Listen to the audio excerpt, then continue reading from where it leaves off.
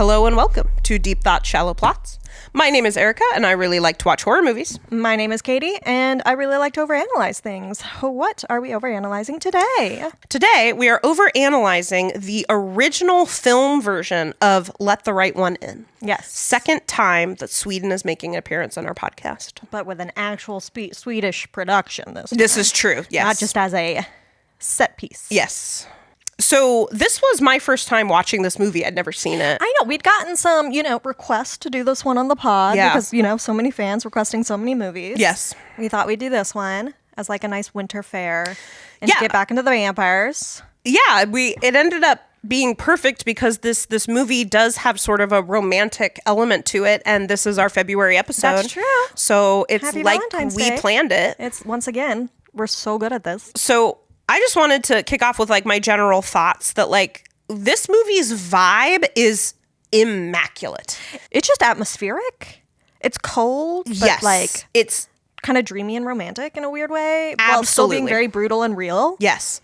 I think the movie does a great job, especially in the beginning, but like it continues throughout the entire thing of mimicking that quality that snow has of dampening the environmental sounds, right? Yes. And so it's very quiet. Yeah, And it it's a lets the quiet happen. that one could like perceive as peaceful Yeah, or unsettling. right. Yeah, I also liked how love long it took us, or like how many shots there were without like people's faces. Mm-hmm. Like we would see like the back of people's heads, or like hear people talking somewhere else, or we'd see people through reflections, Yeah. or like they'd be blurred in the background while they're talking, and we'd be like sort of closer to. I don't know. Yeah. that also has that kind of like foggy, snowy kind of feel to me. Very. Yeah, and I noticed that, I thought like a really great word to describe this movie, or like rather the cinematography of this movie, is juxtaposition, right? Like there's the classic example of blood on snow. Yeah. Right? It's just like, It's great. oh my gosh, so We much love is it. happening there, right? And yeah, we do have like this mix up of like pretty extreme close-ups, usually on the children in this movie, or the adolescents, I'll say. Yeah. Whereas the adults are kind of a little bit more shot either like, Yeah, we're not as close to the adults. yeah, We as don't- more in like a panorama view to like see the Yeah. entire scene, or they're like cut off in some way. Yeah. Like you can only see part of them, or you hear them but don't see them. yeah. And we, in turn, don't get the same like interiority with them. We don't really understand their like what they're thinking, Yeah. or what their motives are, the same way that we understand with like Oscar, who we are with very closely. Right. Well, because this is a horror movie, and like part of what makes a horror movie is absolutely useless adults. Oh yeah. We'll talk. Oh yeah. Just also the juxtaposition of like the violence, right? That Oscar, receives from his bullies. Yeah. Ellie? Ely. Ille? Ille? We're gonna have so Don't much make fun it too with that. Swedish. I know, right? He sounded Minnesotan. Ille? It's too much fun. We looked up all of these pronunciations. We're doing our best. We are. We're Swedish. We swear. Like the juxtaposition of the violence and also like the wholesomeness Yeah. that is two 12-year-olds Sort of just falling. kind of falling in love, if you want to use that And term. also, I think with Ely, sort of the juxtaposition of like her inherent violent, quote unquote, nature as somebody who needs to kill to live, and her like frailty. She just looks Yeah. so small and dainty, and when she hasn't eaten in a while, she actually physically gets kind of more frail. Yeah. And is just sort of dirty Oscar and mentions grimy. that she smells. Yeah. Remember? Yeah. Back to what you said about useless parents, and also actually in line with what you said about the juxtaposition of like violence and wholesomeness. I do like that the note that Ely leaves for Oscar is a line from Romeo and Juliet. It is? Yeah. Oh, is that not why you were thinking of Romeo and Juliet during this movie? I was just Star-crossed lovers. Star-crossed lovers, yeah. No, yeah. That Yeah. I must be gone and live or stay and die. That's a Romeo. That's from Act 3, Scene 5. I just know off the top Yeah, of my she just head. knows that off the top of her head, guys. No. Yeah. Well, it's the last scene that Romeo and Juliet have together. Before they Meet again in the tomb. meet again in death. That is also something that made me think of Romeo and Juliet when I was looking at like the kind of overlap of the Venn diagram of horror and romance. Yeah. Thinking about this idea that romance has of the quote unquote happy ending or the happily ever Yeah. after, and like how does a horror movie grapple with too happy of an ending. Yeah. You know, and it's just like, well, they could both die and be Sometimes together that's in death. kind of a happy ending in a way. Yeah. I mean, it's what Romeo and Juliet chose. That's what made me think of Romeo and Juliet. Yeah, but no, that particular line is from that last scene. It's like they just got married, they spent the night together. Yeah. And then it's morning, and Romeo's like, oh, it's morning. And Juliet's like, no, it's still night. Stay a little bit longer. And he says that to her. I must be gone and live or stay and die, because he's being hunted down by her family. Yeah. Like, he needs to go back to be a Montague in the light of day. And like, with that being like so perfect for Ely as somebody who only exists at night and can only be with Oscar at night. First off. Second off, yeah, like I said, it's the only scene that they have. It's the last scene they have together before shit gets bad. Yeah. And then they're separated for a long time. And this is like Ely sort of knowing that they need to be separated. But then they end up back together anyway, which we'll talk about the ending. Yep. I also just wanted to say one last thing about Romeo and Juliet. Yes. Though maybe they'll come up again later. They probably will. A later line from the same scene, right? Something I think Juliet says that just made me think of Virginia. Is then window, let day in and let life out. Oh. I was just like, oh, Ginya. That's how you die. Yeah.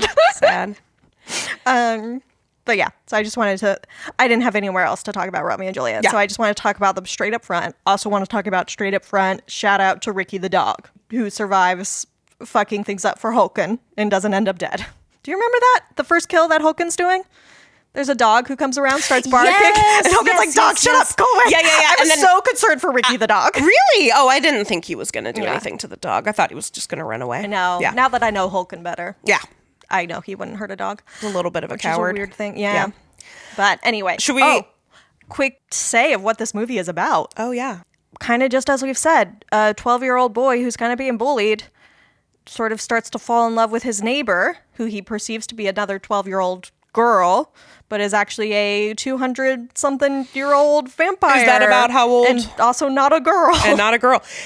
Is that about how old? I think so, yeah. I don't think it's specified Yle is? Okay. super well, but... Yeah, so should we just jump into talking about Oscar? Yes, he's our main character. He's our main character. He's a child of divorce. Sure is. He's a real latchkey kid. Absolutely. He's like this total lonely outcast kid. His parents are really nowhere in sight. So really, this makes him a prime target for vampire radicalization. I was also thinking, I'm like, okay, this kid's got a knife. He's being bullied. Yeah. He's keeping clippings about murders. Yeah. I'm just seeing like a lot of like... Red flags. Warning signs, Signs for Oscar. Yes, absolutely. I'm like, are we doing anything about this boy who's staring out the window yelling, squeal like a pig to himself? Well, because that's what's happening to him, I know. right? Yeah. But also he's fantasizing about killing his bullies. Yeah. Which makes sense. I'm not saying he's wrong. I'm just saying who's doing something for this boy. Well, yeah, and honestly, one of the very first things I noticed is that to me, Oscar is not appropriately dressed for the cold weather. Yeah. They try to make a point of that with Ely, where she like comes out and she's like only got a little sweater. And she's barefoot. Yeah. And it's like, well, what are we doing for Oscar? Yeah, like Oscar can feel the cold. He's not a vampire. Yeah, right? Like Oscar is not wearing gloves. Yeah. He's not wearing hats.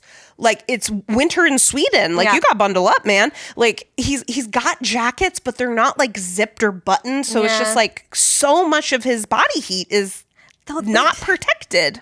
Not to get gender essentialist, but I have noticed this thing with boys where they run hot around puberty age. This is true. I mean, Is it a testosterone thing? I don't know. I don't know. But the number of boys I see versus girls who are like, I only wear shorts. Yeah. Yeah, good point. Yeah. and they're like, because my legs get hot. But you know what? You are absolutely right. But just like from the perspective of this film, like I feel like it's saying like this is showing that he's neglected. He's neglected. Yeah. Yeah. Though his mom seems nice. Well, she just seems completely disinterested in what he's doing. Yeah, she's just not much of a presence, and his again, child of divorce. His dad's not around. His dad shows up like halfway through the movie and then disappears. He's again. in like 1-2 scenes and then he's gone. Yeah. Oh, and he also, because doesn't Oscar call his dad, and isn't his dad like, what has your mom been telling you? And like gets mad at his mom through him, which is like some weird thing. The worst possible way to deal with that situation. There's also the thing where after Oscar kind of fights back against his bullies, where his mom is like, okay, you're going to talk to your father. And it's just like, what do you guys, both of you guys need to be parenting. Yeah. You can't keep like I don't think pushing it at the other person. I don't think they're effectively co-parenting. No, I This do is for not. sure. I do not think so. And then he doesn't have friends either, right? So he doesn't really have parents Oscar? effectively. Yeah. No, he doesn't really have a lot of friends. He has bullies. Yeah.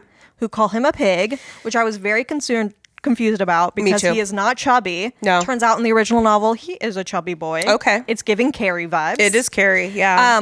Yeah, so I was like, I spent a really long time being like, what are the Swedish connotations of a pig? Is he implying that he's domesticated in some way? Yeah, right. No, yeah. he's just supposed to be chubby. That's He's it. chubby. It's He's just the supposed to be same that. chubby I mean, I do name think calling that you also would get in the United States. Yeah. they wanted to keep it because of the imagery of Hulken sort of stringing up his victims and then like slitting their neck Yes. to drain out the blood is Yeah. very like animal butchering. Very, yeah. So like it feels like it's thematic, but also cast a chubby kid. No Yeah. offense to the guy playing Oscar because he did great. The kid playing Oscar is a stick. Like Yes. we literally get introduced to Oscar through his reflection in the window. Yes. So we can With see his like shirt off. he's wearing underwear. Yeah, like, yeah. Again, I understand that he is inside, but it's got to still be cold in there. know. I cannot imagine that he's comfortable dressed like that, right? Yeah. So, yeah, and His he's a 12-year-old rail. body is just no fat on it no, no. whatsoever. Yeah, but he does have like a nerd kid bowl cut. Yes. I don't know. With his very, very Swedish white hair. Yeah, very blonde. Yeah. Oh my gosh. Which is a very nice contrast with Ely with her dark hair. Absolutely. They always look very nice and mirrored when they're together. And their faces are very close for some reason. Yeah. Because they're in love, I guess. Yeah, they're in love. So, Oscar has like a few bullies. Yeah. Well, he's got one bully. There's the ringleader, Connie. And Connie has like, I don't know, 3 or 4 lackeys. Yeah. Yeah. I mean, he's got like one main lackey. Yeah. Who's the kind of taller kid. Yeah. He's got an older brother, Jimmy, who shows up in the end. Yeah. And then he has his other lackey, the kind of shorter blonde guy, who just sobs. He cannot stop crying. I love that kid. Does he get a name? I'm sure he does. I'm obsessed with him. He does not have a direct parallel, a direct whatever I want to say from the book. Yeah. He isn't a character Yeah. in the novel exactly. Yeah. There's like one bully who's less in on it than the other, so I think he's kind of that one, but I don't know. I don't know what his name is. I don't either. But one thing is incredibly clear to me. Connie is bullying Oscar because Connie is in love with Oscar. Oh, is that where you are? 1,000%. Connie is obsessed with everything Oscar is doing. That's true. But I also feel like that's classic bullying of like the kid that you find out you can pick on because he'll let you pick on him, you know, and then you get upset Because he with- doesn't have that many friends, because you know, he's chubby and that's or how you whatever. I also think, I don't know, I got Connie as those vibes of like, though the reading the novel may be coloring this, of like, he's one of those guys who maybe is used to being put down in other aspects of his life. So when he's at school, he needs to be the top guy. I just like the way bullies work, you know, like they're Yeah. insecure. Like, because we meet Yeah. his brother, his older brother, who comes in at the end. Oh, yeah. And is like, literally going to kill Oscar. Yeah. Well, stab him in the eye Yeah. or drown him. Yeah. Whichever one works out first. Yeah. And I'm like, if that's Your brother? your brother, I can only imagine what he does to you. Can only imagine what your dad's like. Oh, God, that too. Yeah. But I just want to talk about the bully lackey that cries at everything. Yes, that little boy. Because one of the most fascinating scenes to me in this entire movie is when, the Connie and the bullies kind of corner Oscar after school and like Or when they're like kind of whipping him, hitting with him with like a switch. Yeah, it's like an old antenna or something. I think it's like a branch or something. I don't know. It's a switch. It's a bit of whatever they picked up from the ground. Yeah. And Oscar reacts, but he does not cry. And you can tell that he's probably working really hard not to cry. He is holding it even though together. He's literally bleeding.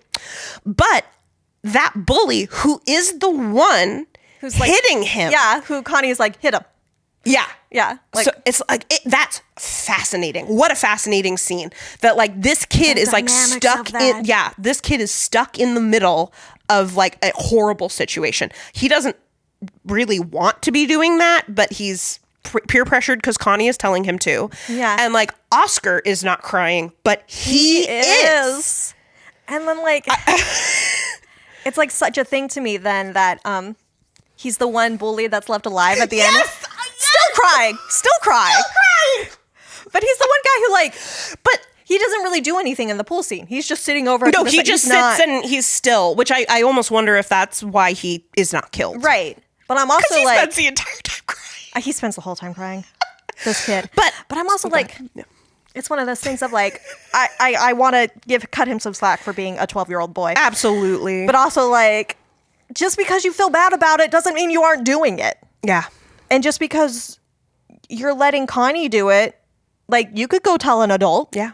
You could be a snitch. Well, you can. Unfortunately, there's only one teacher in this entire school. Mr. Avila. And he's Spanish. There is the lady teacher. There is a lady teacher? Yeah. Okay. Who actually teaches the class, I think. Oh, that's we sort of see her vaguely in the background. Yep. She's not much of a adults don't matter. Because the person we actually seen teaching the most, other than Mr. Avila, is the cop. One of the first scenes, the cop is like, don't do drugs. Don't do drugs, yes. Because this movie takes place in the 80s. It does take place in the 80s. But it was interesting to see, a lot of comparisons. I was like, yeah, it's pretty similar to how it would run in the U.S. Yeah. Like a cop coming in to say don't do drugs in the 80s. Yeah. Very U.S. Just having bullies in general. Yeah. And being called names. No, I know. I was thinking about that, especially when I was reading the book, even more of how 80 it was. Because, the latchkey kid thing of Oscar and the bullies like that. But also it goes even farther in the novel where there's a bit of a satanic panic angle. Oh, got to. Yeah. Where from the first murder that Hogan commits, yes, because he leaves the body behind and it's all drained of blood. Drained They're of blood. is this a ritual murder? Uh-huh. And then there's another part where that whole story kind of gets thrown out of the news because a Soviet sub washes up and makes everyone worry about a Russian invasion for a while. I'm just okay, we're in the 80s. It's the 80s, yeah. Well, that makes sense. Cute. Sweden would need to be much, much more concerned about a Russian invasion. Yeah. But yes, it was very 80s. Than the United States. But yes, and also, that kind of bullying, which, I don't know, does that still happen today? That type of bullying? It's hard to say. I feel like we have a softer bullying. Because, but we live in Oregon, bullying, so I don't know. We're soft people. It's softer, and I also just think so much of it has moved to a digital format rather than actually calling someone fat to their face at school. Yeah. You know what I mean? Yeah. No, I agree. Yeah. And it's a lot, it just feels a lot more verbal and a lot more non-gendered mean girl. Very. Yeah. But just mean. I'm sure there are also kids who are still getting beat up. It seems like mostly the friends are beating up on each other. These kids cannot stop touching each other. This is beside the point. Okay. Also, though, the bullies, speaking of bullies behaving like bullies, the way that when Oscar finally stands up to Connie and hits him in the side of the head with that it's just stick. It's a stick. It's a but rod. It's a big stick. I was like, what's a bigger version of a stick? Because a branch? Hogan needed to use it. No, it's artificial, right? Isn't it metal or plastic or something? Was it? Yeah. I couldn't remember. I think it was painted orange or something. Oh, God. That's so funny because I was remembering the Switch thing as being artificial and you're remembering it the opposite way. Who freaking knows? Yeah. God, our memories are so fallible. I know. We're experts on film. Don't worry. But anyway, when he does that and he hits Connie once after all the things that Connie has done to Oscar. And Connie is just down. It's tears. Yeah. So he gets a good hit in. Yeah. We get to see it. He fucked up Connie's ear. And don't we understand later that Connie had to go to the hospital? Yeah. And that he might have hearing problems or something possibly. They don't know yet. They don't know yet. Yeah. I mean, Ely tells Oscar, hit him hard so you don't have to do it again. Yeah. Make a scene, make it count. That's a really interesting part of the relationship between Oscar and Ely. Yeah. Is that Ely's the one who's just fuck him up. Yeah. What are you doing? Yeah, why are you Stand up for yourself. My experience with bullies is that she's right. Yeah. Bullies stop when it's not fun anymore. Yeah. And if you don't react or if you show that you won't take it, then they tend to stop. Yeah. Yeah, or they get their older brother and they escalate it to murder. To murder. Yes. They took it there and at least taking it further. Yeah. It's oh, you want murder? Beheadings. Beheadings, yes. Except for the crying kid on the bleachers. He's fine. He's fine. Yeah. Kind of one of my first thoughts about Ellie is that Ellie comes off as a vampire for sure. She's giving vampire vibes. But if you didn't know, or didn't understand that vampires were a thing that existed in this universe, she comes off as autistic. And so does Oscar. Yeah. Yeah. And also just like you were saying with Oscar, just sort of like undercared for. Very. Yeah. She just comes off as like nobody's taking care of her. Yeah. She's malnourished. Yeah.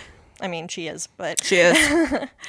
Her caretaker is a pedophile. yeah, they don't make it explicit in the movie. Did you pick up on that in the movie? Like just from watching it? No. I wondered about their relationship. Yeah. But I feel like I picked up on that from my consumption of other media. yeah. Where that has kind of been a thing. Yeah. Yeah. And it's very explicit in the book. We can talk about Holken more later, but yeah. And then that makes, I don't know, Ely sort of like reaching out to Oscar kind of more interesting because like Oscar, she is incredibly lonely. Yeah. The one caretaker she has is not caring for her how he should. Lonely and isolated. And isolated. Yeah. Yeah. Yeah. But they're isolated in different ways. Yeah. Yeah. So it's like, of course they made this connection. They're both these like you said, he's primed for vampire radicalization. Yep. Like she's primed to just sort of fall in love with a normal boy and just have something nice, you know? Yeah. I gotta give credit to the movie for all these things that Ely drops about like not being a girl. Yes. And like Oscar's response to it, like when she's like, if I wasn't a girl, would you still like me? And he's just sort of like, yeah, I mean, I guess so. I guess. I mean, I don't know, sure. Very chill of you, Oscar. I know, he's so casual. He's like, I mean, yeah. You're you, I guess. That's fine. I really like how Ely does continually, more than once, tell Oscar, I'm not a girl. Yeah. But then Ely doesn't like clarify that with I am a this is what I am. These are my pronouns. Yeah, right, yeah. Or I'm not a girl because I'm a vampire. Right, exactly. Like, what are you going for? In my brain, I'm like, Ely, are you not a girl because you're a monster? Is or like not that? a girl because you're a boy, or not a girl because you're non-binary, or not a girl because you're an adult. Like what does that mean? That can mean many things, Ely. So I know what you're not, but that doesn't really help me narrow down what you are. And really, in the way that she ends up presenting herself and like acting, she kind of is I don't know, I guess not maybe in a super gendered way, but she is just sort of a 12-year-old girl. Yeah. You know? Yeah. She just kind of is. And I, again, love, like you were saying, Oscar never asks a clarifying question. No. Yeah. Yeah. Yeah. And even when he kind of peeks on her that one time when she's getting changed. Yeah. I don't know. Somehow even that doesn't feel... Like, that could have felt creepy. Yeah. Since we have scenes of, like, Holken... He literally goes to the pool to get a young boy to drain. Yeah. Like, that could be kind of, that felt kind of creepy. Oscar doing that didn't really feel creepy so much as just sort of, like, burgeoning curiosity or something about... Yeah. He's just curious. Yeah. And, like, he gets an opportunity, but doesn't, like, doesn't really take full advantage of that opportunity. And he doesn't follow up, like, questions or anything. He's just sort of like, okay. Now I get it, sort of. I mean, I don't get it, but... Now I understand more. Or I... Whatever. Know more, even if I don't understand it. I know it. Because I'm 12. Yes, exactly. And we're both 12, even if she's been 12 for a very long time. I know, right? I also, though... The number of times, like, the girl shows up unannounced, says they can't be friends, and then leaves. Like, that's, like, their second interaction. Yes, yeah. Like, damn, first off, love that. Yeah. But, like, even when they do start to becoming friends more, Ely still keeps sort of being like, okay, go slow. Like, I'm not sure about this. I feel weird about it. I don't know. When Oscar asked to go steady. Oh, that one. That's exactly where I was going to. Which is so cute. So 80s. It's going so, steady. Can we go steady? And Ely is like, what does that mean? And he's sort of just like... Just the same as now. Literally nothing has to change. Which is, that makes me go like, that's such a like dude thing. It's a dude thing and it's an adolescent understanding of romance. Yes. Yeah. It's both those things. Yeah. Where he doesn't really get it. I don't know. I just felt like he didn't want things to change. He just wanted Ely to be his. Yeah. Which I understand from the perspective of he's extremely lonely and doesn't feel like he has anybody that's like his person. Mm-hmm. But also like, she can be yours and be your friend. She could be your friend. Yeah. Isn't that great? Yeah. You don't have many. So that's just, but I don't know. When we talk about the ending more, we can talk about kind of the dynamics between their relationship of sort of like who is pursuing whom, I guess. Yeah. It's really, really hard to untangle who has what power and what agency in their relationship. Yeah. Yeah. I mean, because when it comes down to it, they are both just 12, even if she's been 12 longer. She Right. still is 12. And it's like they both, whatever agency or whatever that they do have or power that they don't know how to use it. No. Or like what it means. Yeah. They're just kind of bumbling towards each other. Yeah. And they're also not necessarily thinking long term. Yeah, because Yeah. again, Yeah. 12. Yeah. Something I find interesting about Ely, which doesn't necessarily have to be because she's so young, Mm-hmm. is that like we are so used to vampires who have like a certain glamour or like suavity or something, and she's just nah. No. I mean, she does have a certain like pose about her, poise, I guess. I mean, like she just sort of hops off things, and she like just seems very balanced or whatever, you know, and very capable in her body. Very Yes. still, but like it's just not as much as you say she gives vampire. She also doesn't give like what we've come to see as a vampire, which is very like sexy. Right. There's nothing sexual about her hunger, Good. which is good because she's Because 12. she's 12. Yes, which is good. That's what I'm saying. It's a good Yes. take on a vampire. Yeah. It's not a vampire we see much anymore, though it is more, I don't know, vampires and sexuality have always been interesting. Which Oh, we yeah. Oh, my talked about gosh. in our Dracula episode, and we'll talk about more in our literary corner. So don't you even worry about it. But she is also one of our vampires who doesn't want to kill, just has to. She has to. Yeah. I do like when she kind of turns around on Oscar, where she's like, why are you getting on my case about killing people? I have to do it so I can live. You're fantasizing about killing your bullies just for revenge because you want to. Yeah. Like, you're kind of, ooh, Instead compared to of me. just standing up to them. Yeah, I'm like, I need to do it to live, okay? Yeah. Like, come on. And I'm sure as a 12-year-old, Ely was turned into a vampire, probably against her will. Yeah. Right. How do you consent to that as a 12-year-old, first off? You don't. Yeah. That's how. One last little vampire thing about her. Mm-hmm. How she doesn't have a coffin. She just has a blanket cocoon in the bathtub. In the bathtub, yes. I'm like, oh, you're just a child. Yeah. Yeah. Even in the book, she actually sleeps in a bathtub filled with blood. Oh. Which is like, okay, that's vampiric. Where'd that blood come from? Ah. Okay. Just some of her blood. Don't worry about it. She Don't gets worry blood. about She it. got blood. Okay. Hogan got her blood. Don't worry about it. Okay. But like, yeah, no, in this one, it's literally just a blanket cocoon. It's very cute and childish. Kind of. And also kind of continues to like reek of neglect. Oh, yeah. No, that too. It's just neglect. Yeah. I mean, looking in that apartment, she's a vampire. She doesn't need much. No. But like, Hogan's living there too, and he's a full-on human. He's a human. Yeah. He's like neglecting himself too. They have themselves in this weird relationship. It seems like, just talking about the movie. Yes. I'm gonna try very hard not to talk about the novel, where his pedophilia is much clearer. Explicit. Yeah. Warning to those listening who have issues with child molestation. We all have issues with I that. mean, That's not how I think I'm going to go on record right now. I think that's really uncool. yeah.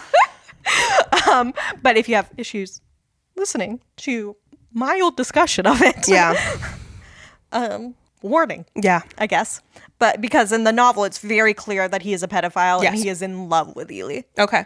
Like, that is what everything he is doing is just for a chance to like touch her, have Ely touch his cheek, or like, yeah, just like anything from Ely. Is that because I mean, it's not explicit in the film. Like, is it because of his own inclinations, or is Ely like, sometimes vampires have like a... Oh, yeah. No, it is not. It is very much his own inclination. Okay. It was something that was a part of him before he ever met her. Before when he was Ely just, even he came was around. a high school teacher. Oh, God. Yeah. Okay. And he just, yeah. All right. And that's why you notice they don't, again, not explicit, but in the movie, all of the people that he targets, Yes. well, the two or whatever that we see, Like two. Yeah. are younger men. They're like kind of middle Yeah. grade boys, like teenage boys, Yeah. something in there, He's like pretty explicit about like, these are the guys I want to target, whereas Ely will just go for whoever's there. Just to yeah. Like, oh, here's an old guy walking under a bridge. Mine. Because she's hungry. Yeah. Whereas he's very specific about like his type. Yeah.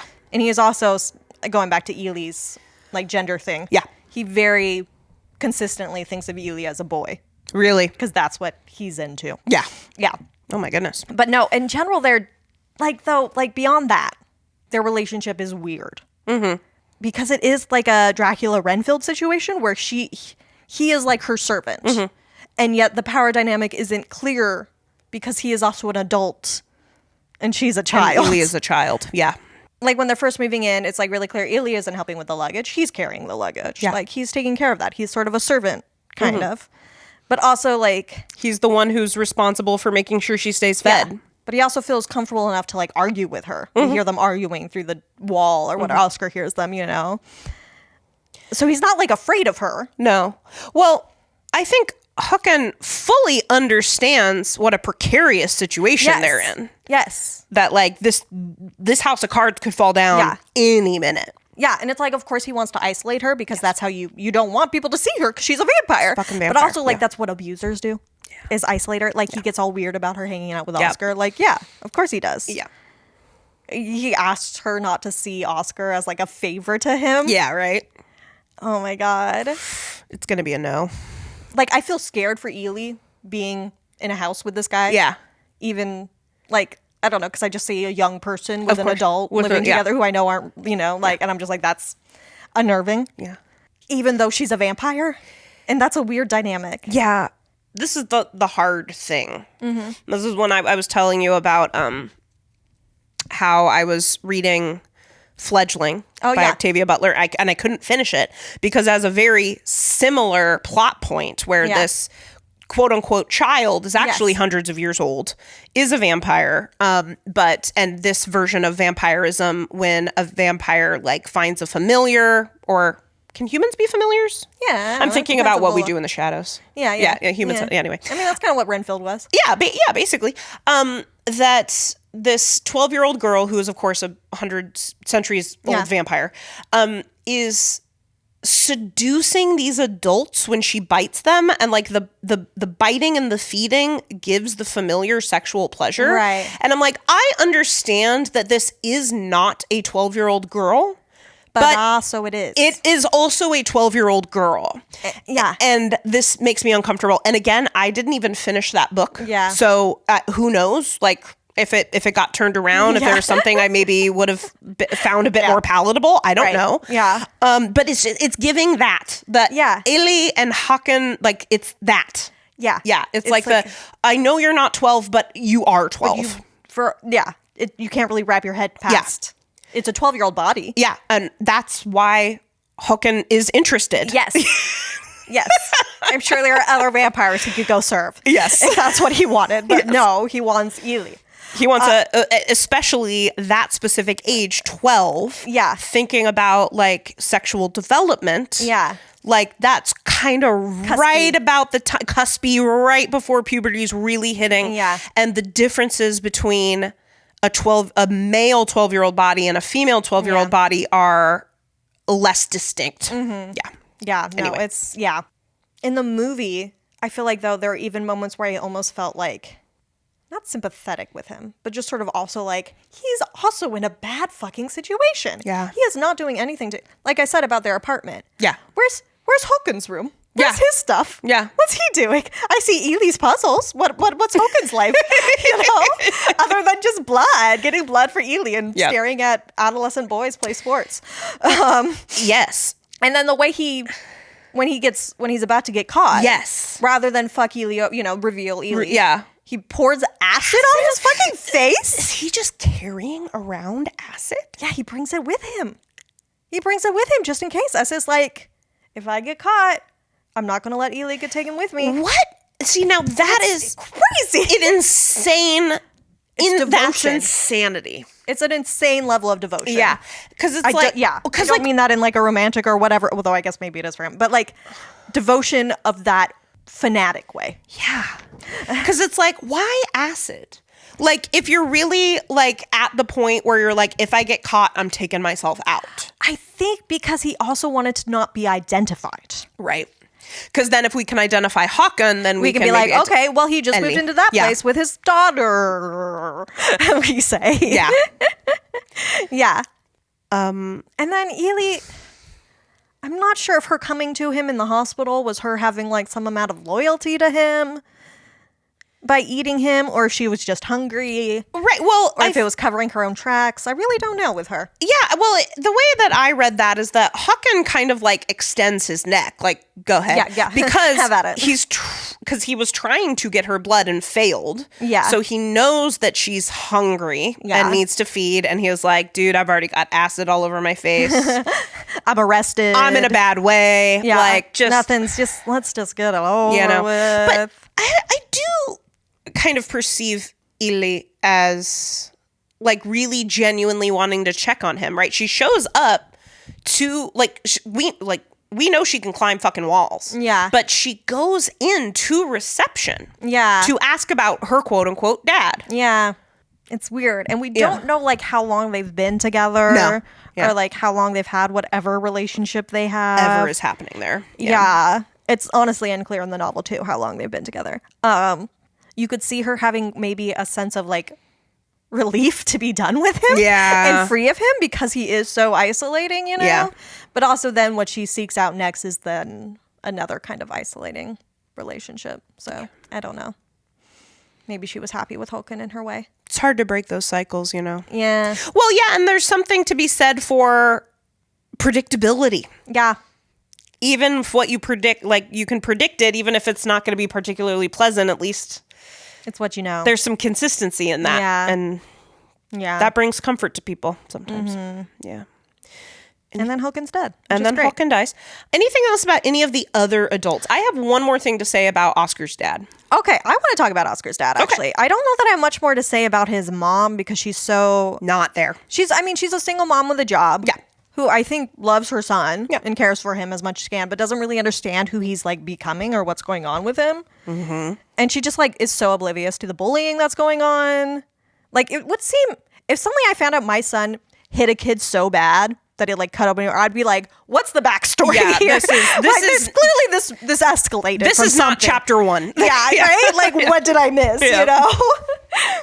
And then but his dad is interesting. His dad is interesting because like he really does genuinely seem so loving and happy to see his son like at first. Yeah.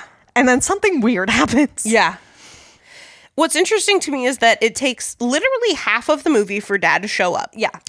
And Classic dad behavior. And it's the way that I interpreted this, and maybe I'm incorrect, is that he has a roommate. Okay, dude, I was like, is dad gay? Yes, I wrote, he has a male roommate? Gay? I literally, oh, gee, is dad gay? Question mark. Right? So is he? I went into the novel like, tell me about this dad. I don't know. What, does he have a name? I don't even know. I'm sure he does. You know, he always referred to him as dad. I didn't catch a name. That's the okay. friend has a name. It's Yana. Yana. Okay. Okay. Who Oscar in his head thinks of one of dad's quotation mark friends who was Oscar's enemy. And I was like, oh, getting juicy. What is happening here? Aww. But see what it is. Yeah. There's an earlier part where Oscar kind of implies that his parents divorced because of his dad's alcoholism. Where he gets kind of aggressive. Not like he beat his mom or anything, but he just gets angry and kind of scary. Yep. You know, and that's kind of like why they broke up. And when that friend shows up, it's immediately like, here come the bottles. Let's drink. He's like a drinking buddy. Yeah. And that's what Oscar's discomfort is about, is that like, okay, now they're going to drink. Yeah. Apparently Yana only stays for like an hour in the book before he takes off. And then drunk dad comes whining and needy over to Oscar, who's just trying to like get to bed. Yeah. Like, how's your mom doing? Oh What's my going on? Oh, so inappropriate. So it's oh my just God. like, there's like a lot of alcoholism in the novel that I don't think really translates to the movie. Maybe because it was so much more focused on being like this love story, sort of whatever relationship between Oscar and Eli. Like, same with the pedophilia. The alcoholism doesn't really fit in that. It's like too heavy. Yeah. Even for a horror film. Yeah. Because it's it's a horror romance. Yeah. It's like too heavy, but like there's so much alcoholism. Like Laka and his friends. Oh my God. They're drinking in every scene. Constant. We see them. They're drinking. Yeah. Yeah. It's just sort of like a feature of who they are. It's not really like, and this is a you know, like, and they're alcohol. It's just sort of like, this is just who they are. Don't worry about it. They're just drinking. Again, it's the 80s. Yeah. Yeah. I mean, I think there's a part, isn't that kind of what happens when Virginia and him fight? Yeah, she's kind of over, everything. is it Lake? Lake. she's over Lucky's shit, Yeah. dude. Yeah. He's like hanging out with, it's like total like guy stuff. Like all these guys are posturing to each other. Like they're way too drunk. They're gonna make some really bad choices here pretty soon if they're not careful. And Virginia's like, fuck this. I'm going home. Yeah. And I don't blame her. And one of the things that Laka says, because this is after Yolka, very similar names. Yeah. Yolka dies, who is Laka's best friend. And he's the one who gets got by Ely. Yeah. Yeah, and then Hulken has to hide the body in the frozen river. One of the things that Laka says that like really sets Virginia off is he was like, and Yolka, who was my only friend and the only one who understood me and the only one who loved me. That's the other thing I've noticed. He was like super drunk, about those guys. Yeah. Is that like they're in love with each other. I know. And they don't, and like, so no wonder they spend all their time drinking together. There's no other way for them to show their affection and how much they appreciate having each other in their lives. Yeah, even when they're arguing, they like it. And then Virginia's just like, okay, so I'm gonna just go then. I'm going home. I'm gonna leave you to your grief for your life mate, since that's not me. Apparently. And it's like, I don't know. It's something about how, you know, the title of the movie is Let the Right One In. Yeah. And there's a lot about like basically finding the people who are right for you and who want like the best for you and, you know, fit with you, right? And like letting the old ones go who aren't good fit. And I feel like that works really well with like the alcoholism angle of like sort of cutting those people out or whatever, you know? And I think part of Laka's tragedy is sort of that thing of like, he didn't realize that Virginia was the right one. Yeah. Until she turned into a fucking like suicidal vampire. Yeah. It's like, that's such... Like, you need to recognize the people who are the right ones for you before it's too late and move away from the ones who are encouraging your alcoholism, you know, before it's too late. And now you have a vampire and you're going to go try to slay this vampire all by yourself because none of your drunk drinking friends want to go slay a vampire with you. And spoiler, it's not going to work. It's not going to work. Yeah. They do a good job of, like, setting Laka and Ely on, like, a collision course with each other without making either of them seem like the bad guy or the villain in it, you know what I mean? Like, I felt for him. I was like, you're going to get killed by Ely, but, like, I feel for you. Yeah. And Oscar, again, his school has, like, 2 teachers. Yeah. And a cop. Yeah, going back to, like, letting the right one in. Yeah. Like, part of it is that, like, Oscar doesn't, like, none of them take care of him in the way that he needs, which is why he seeks out Ely. And I do feel like Mr. Avila is, like, one of the adults in his life that is kind of trying. Yeah. But doesn't quite get it. Yeah. Because he's like, yes, come to the after school exercise workout program. club. Yeah, I don't whatever weightlifting. It is. Yeah. Like, he's like so supportive sort of this weird little Oscar kid. He knows that Oscar needs something to do. Yeah. And like a positive environment and positive reinforcement. And so he's like, come do our sport. I imagine he sees a little bit, like, we're teachers. We see a little bit of the dynamics going on. We know the kids who are kind of getting bullied in certain ways, you know? Maybe he didn't know the extent of it, but was maybe sort of like, and then maybe if Oscar becomes a workout guy, he'll be liked by strong, other people. yeah. You know, the other guys won't pick on him as much anymore. And it's just like, I don't know. I do kind of wonder if, like, Ely hadn't shown up when she did, if that's, like, the important relationship that Oscar would have made is, like, this mentorship. Maybe. Yeah, because he's also trying to help him in that kind of last pool scene, right? He's there, and then the bullies make that distraction to get light a fire or something. A literal dumpster fire. Yeah, that's what it is. Yeah. To get his attention sort of, you know, away. But I was thinking about it, and again, like, I don't know how it works in Sweden. I don't know how it would have gone down in the 80s. Yeah. But, like, if one of my students or a kid I knew came and said, there's a fire, I'd be like, call 911.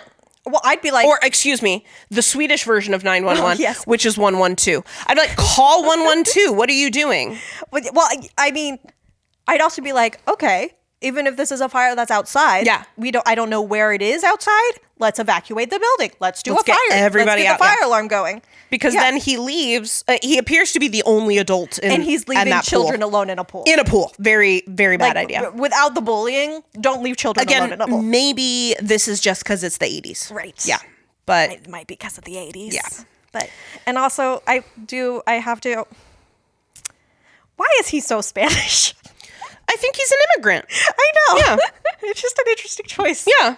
It's like that in the novel, too, and he gets a certain amount of racism against him, which is a bummer. My understanding is that this character is meant to be from Spain. Yeah. Yeah, he's Spanish. And he's an immigrant. These things happen. Yeah, no, I know. But I mean, like, in the story, yes, it positions him as another outsider. Yes. Which I guess is what I mean about maybe that could have been the good relationship that Oscar could have formed. Oscar, yeah. Because I do think there is something about them both being outsiders. Yeah. And like what it is to be an outsider. But vampires are also outsiders. Sure are. So there you go. There it is. Okay, yeah. Let's take a little break from the story and get into some vampire lore. Literary corner. Blah. I wanted a stinker. Okay. When we last left off, which was in our Dracula episode. Wow, yeah, it's been a minute. We were learning about how Eastern European vampire hysteria found its way to England and became a popular craze of fiction. And we kind of left them in the late 1800s. Okay. That's sort of where we left off with vampires. Right. Well, when Dracula was written. Yes. Yeah. So moving into 20th century, okay, which is also when the Dracula movie came out, technically. It's true. But I didn't talk about it too much. Vampires keep going strong. Like, from the moment vampires got on the scene, literally every human being was like... People are interested in vampires. Yum. Yeah. There's something there. It's hot. It's sexy. We're in it. Yeah. Yeah. And, like, stage and film adaptations are going crazy, like with Dracula in 1931, right? And Nosferatu before that, and, like, other vampire movies. But because at this point, vampire movies are more... Like, vampire lore, rather, is more well-known. We also see stories that are starting to try new things with the vampire lore. Turn it on its head. Put vampires into other genres, which is sort of a teaser for your stuff. So yeah, such as like romance genre, sci-fi genre gets kind of big for vampires in like the 50s when sci-fi is getting big. Like, because people start to wonder about like the biological origins of vampires. Like, okay, if these things exist in folklore and mythology, that's one thing. But if we want to imagine them existing in a modern world, the modern world of 1950s America, then what is that? Like, how does that happen? Like, we can't just have these supernatural horror explanations. And I think that's really big. Like, a big example of this would be I Am Legend. Oh, yeah. Right? Richard Matheson. They're kind of vampires. They're called vampires. Okay. They're meant to, but they're weird, right? Because it's also a sci-fi take on a vampire where they're also kind of zombie-esque. Or ghouls. Ghouls. Yeah, it's sort of a blend of the thing. I mean, I think Romero even said that I Am Legend was an inspiration for his ghouls. Is that what the name of the book is? Is it called I Am Legend? Yeah. Okay, wonderful. Because then... Did you see the movie with Will Smith? When it came out. Yeah. So I don't think I even saw it. Yeah. People told me there was a sad scene with a dog, and I was like, I'll pass. Yeah, the dog does die. Yeah. I'll pass. Yeah. But yeah, it's vampires as global pandemic, which is also very popular right now. Yeah. Monster as global pandemic. Yep. Wonder why. Yep. But a large focus of the novel is like this protagonist trying to figure out the origin of this disease, and he's using like microscopes and like cutting edge technology, all the paraphernalia of scientific method. So like that's kind of where we're going with vampires in this era, because that's where we're going with a lot of things in that era. It's the space age sort of stuff, you know, but it also has this element. We got a Cold War to fight. We got a Red Scare, which is interesting. Yeah. Thinking of that Red Scare, Cold War stuff, and thinking of sort of like where Ely and Oscar end up of, you know, sort of two sides of the same, you know, seeing each other in themselves, is that I Am Legend also ends with a bit of a theme of like, vampires, humans, we're not so different, you and I. You know, it has a little bit of that vibe, which I think is something we like to see in vampires. Yeah. Almost more than other monsters. We'd like to see ourselves as being vampiric. I don't know. Which then turns into latter half of the 20th century, Anne Rice and other kind of more... getting a little more supernatural romancy side of things, where the vampires are still monsters, but like in a sympathetic way, where they're not the monsters of the story. They might be monsters, but they're not the monster of the story. They're not the villain of the story. They're the main characters. Makes me think of True Blood. Yes, definitely. Yeah. Because this is when we start to get, like, technically we had this a little bit way back in the day with Varney, and if you don't recognize the name Varney, go listen to our Dracula episode. He's one of the original vampires, predates Dracula. Dang. He also had a little bit of like, well, I don't want to kill people, but I have to, you know? And that really gets amped up with like Anne Rice and the other writers of this time, where it's like, it's sympathetic, they're troubled, they're like poetically damned. Oh, it's so tragic and sexy. Yeah. And this is like when all that sexual subtext stuff that you can see in Dracula and all the other vampire stuff, that's when it becomes text. Okay, it's no longer subtext. Got it. Okay. And that's when we can finally be like, okay, you know how like Carmilla and a bunch of other vampire stuff kind of seemed gay? Kind of gay? We're just going to say they're gay now. Gay. We're just going to be like, we're just going to come out and be like, they're dating and they're gay. Yeah. They're gay lovers in a gay way. Yep. And it's because it's like vampires have always been like hungry, which is very sexual to people. Yeah. And at this point, people are just basically like, desire. Hunger is seen as desire, as lust. It's like, it's what you were saying with fledgling, where it's like, there is a sexual pleasure in getting fed on by a vampire. Yeah. Like, it's not just an act in its own. Like, there is a explicitly sexual component instead of just the like, this seems kind of sexy because they're in bed together when he's doing it, but also he's preying on her. I don't know. Like Dracula is in a woman's bedroom. Yeah, like it's like the sexual subtext was very much, people were aware of it, but it wasn't like the point, you know? And the way that now they're just sort of like, they're sexy. They're doing this because they want to sleep with you, because vampires are sexy and we all want to sleep with vampires. Yep. And like, we want lust just as much as we want blood and death. Yeah. Like, we still want the blood and the death, but also the sex. Yeah. Just human things. Yeah. And it's like, to quote my own self in our Dracula episode, I made a very good point when I said that vampires are for the gays. Yes. Because we've always been drawn to like dark desire and repressed passion, and to feeling like we're a monster in disguise, and like to seeing the beauty in what others find horrific, which is going back to this idea of vampires being the outsiders, and why like Oscar and his very innocent attraction to Ely really comes from this place of them both recognizing each other as outsiders. Lonely, lonely outsiders, you know? But yes, that's when we get into the 90s and the thousands. Yep.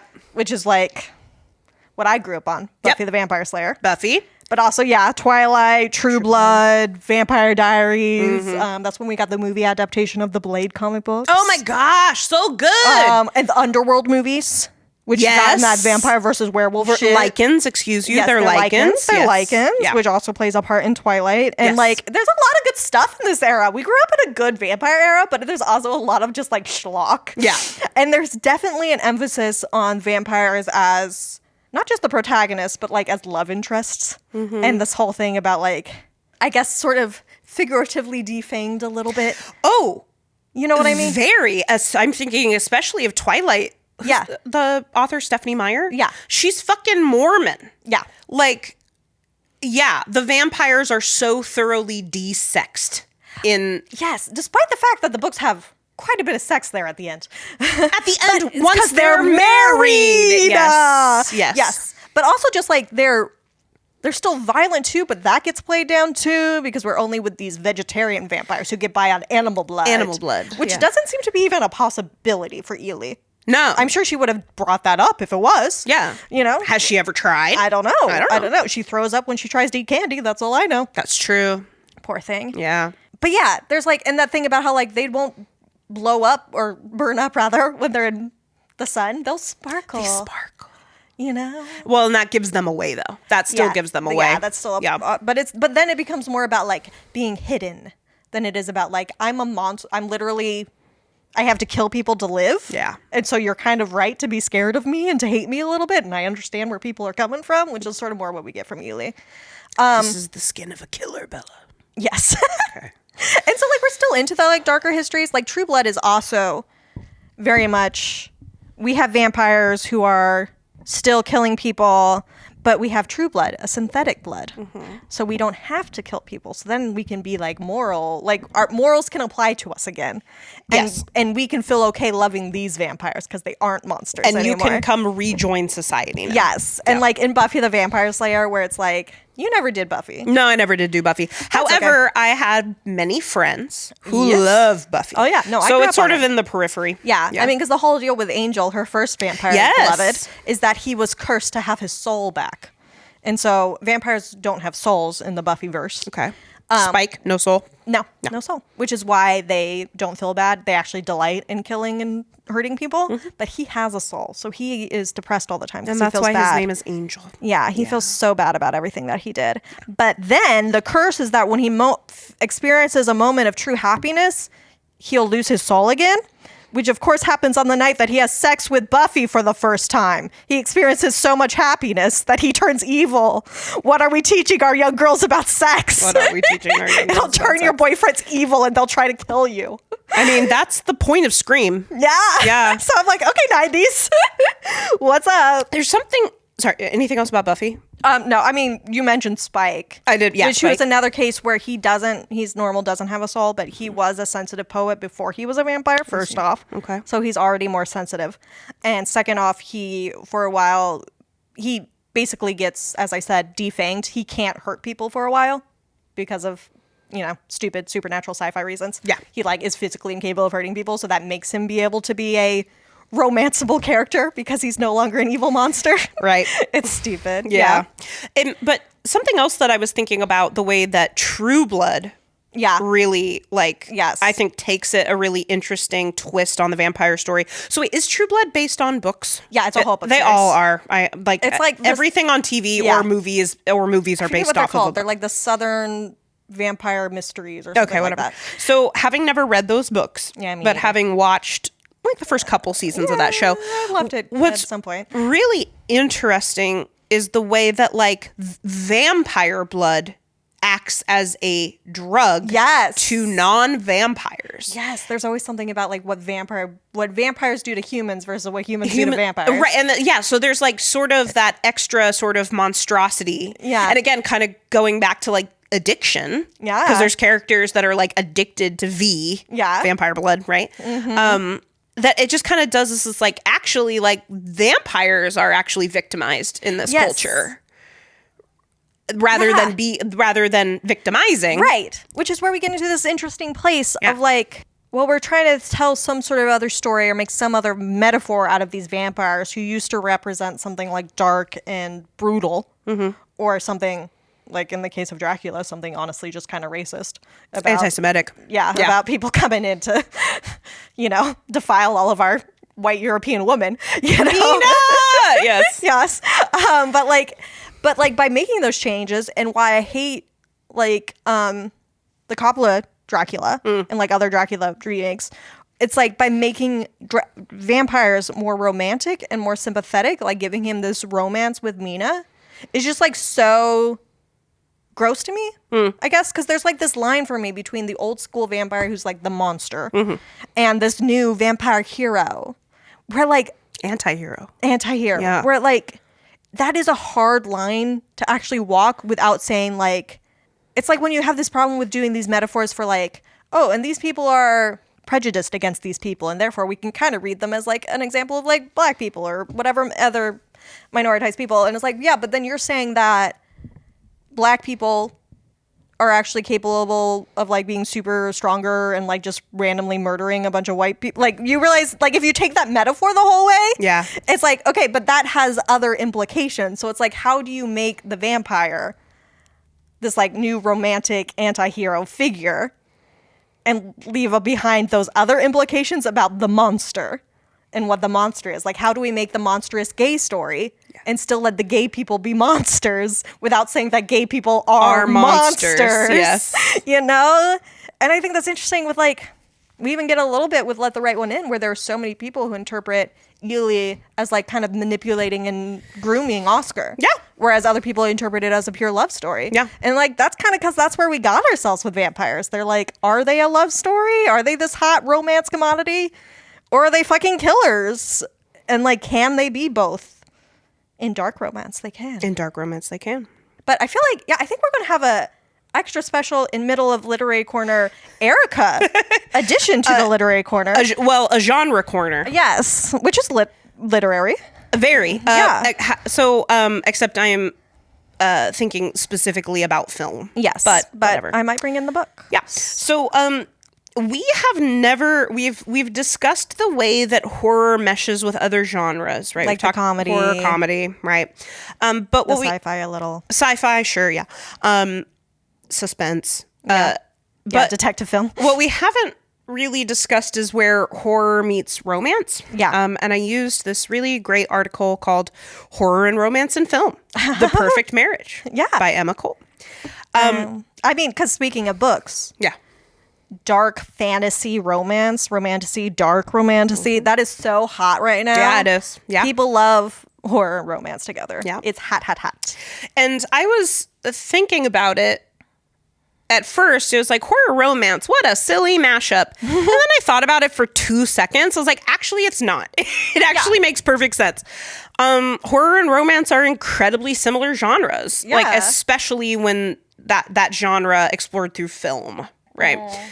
Because horror and romance are both genres that focus a lot on feelings, Yes.